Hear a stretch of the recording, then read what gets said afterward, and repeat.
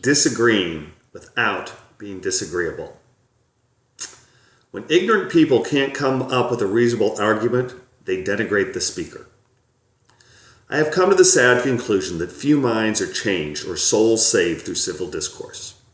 Shouting, on the other hand, is a perfect tool to be, well, a perfect tool. And shouting need not be in person. We shout when we denigrate someone for being something rather than dissecting the position of the person with whom we disagree.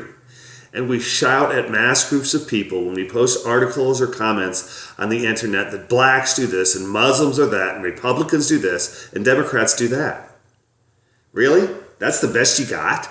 Calling names or using some big fat paintbrush that slanders millions, if not billions, in one unreasoned prejudiced stroke? Please. We were given frontal lobes for a reason. To reason. Let's try a little persuasive reason and wide-angle perspective rather than partisan, hate-filled shouting. There's a lot of shouting going on in the USA right now. A lot of shouting on a lot of topics, but the anger soup du jour is gun control. Valentine's Day marked the United States' 30th mass shooting of 2018. Mass shooting equals 4 or more dead in one incident. And guns are responsible for 72% of all U.S. homicides, not including suicides. That sends the percentage even higher.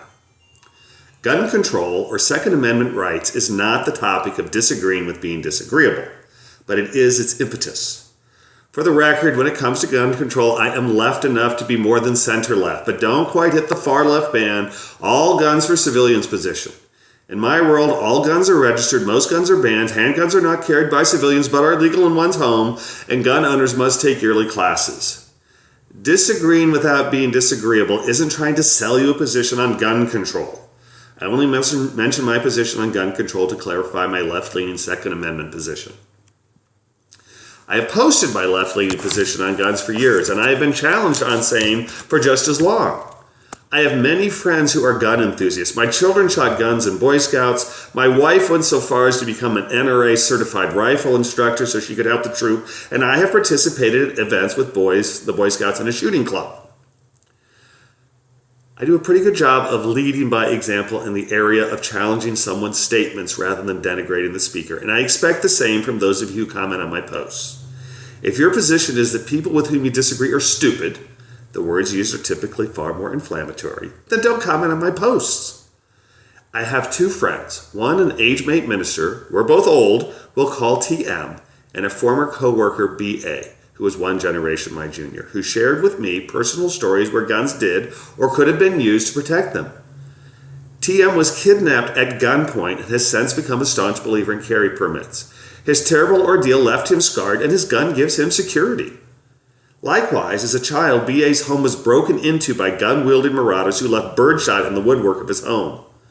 Before his eyes, BA watched as his father pointed a gun at the intruders, disarmed them, and held them until the police arrived. To these men, guns are a necessary means of defense. BA loves to shoot too, but we won't hold that against him.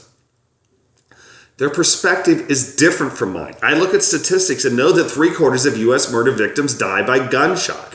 I know that the perception of a gun protecting us is far outweighed by accidental gun deaths, by suicide, by guns turned against gun owners. I've got the numbers. TM and BA have the personal experience. Do we agree on gun control, Second Amendment rights? Not even close. But we do agree to be civil. We do agree to consider the other's perspective, and we do agree to disagree without being disagreeable. Because no argument was ever won, no consensus ever reached through screaming, hate-filled, blind vitriol. Passion must not supersede compassion. Stop screaming, start listening, realize that it is our past that defines us, and try, at least for the few seconds that it takes to post a comment, to look at things from the other guy's perspective. There's a lot of common ground out there. We just need to be open to finding it. Have a great day.